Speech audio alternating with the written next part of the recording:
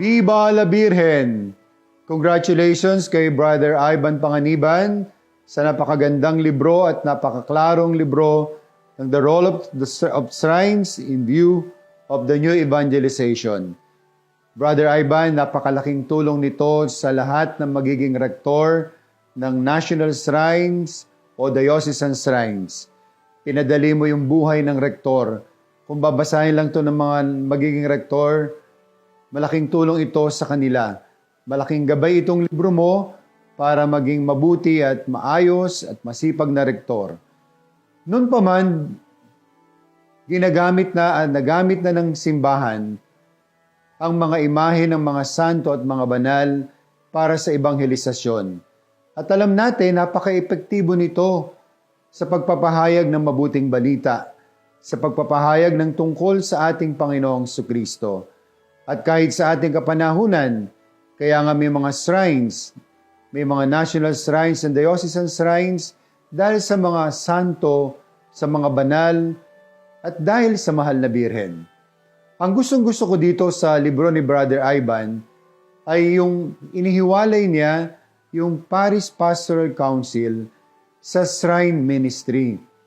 Dito sa Antipolo, sa National Shrine ng Birhen ng Antipolo, noong 2002 pa lang, ginawa na naming ihiwalay ang Pastoral Council sa National Shrine Ministry. Napakalaking tulong nun bilang gabay sa mga laiko upang lalo pa nilang mapagyaman ang talento na pinagkaloob sa kanila ng Diyos. Kapag kasi nakahiwalay yung kanilang mga gampanin, mas maliwanag at nagagawa nila ito ng maayos. Ang isa pang napakaganda sa librong ito ay talagang binigyan ng emphasis yung halaga ng apostolado, yung halaga ng social service, ng pagkakawang gawa sa bawat shrine. Kasi kailangan talaga yon na manatili at laging present sa bawat shrine. Sayang ang debosyon kung walang kawang gawa. Alam natin yan. Kailangan ng kawang gawa sa bawat dambana. Sapagkat sa ating Panginoong Jesucristo, alam natin, napakahalaga ng mga dukha. Napakahalaga ng pagtulong sa kapwa.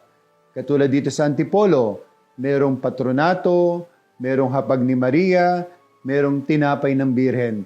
At ganoon din sa ibang shrines, napakaraming natutulungan, napakaraming nagagawang mabuti para sa mahihirap. At salamat din, Brother Ivan, sapagkat ginawa mong cover ng librong ito, ang Birhen ng Antipolo, ang National Shrine ng Antipolo, na ito ang unang national shrine sa Pilipinas at sa Southeast Asia. Again, Brother Ivan, congratulations sa iyong bagong libro. Sana marami ka pang masulat na libro para sa ating simbahan.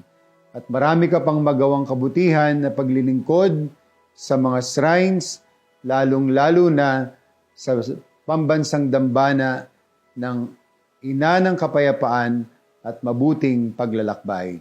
Viva la Virgen!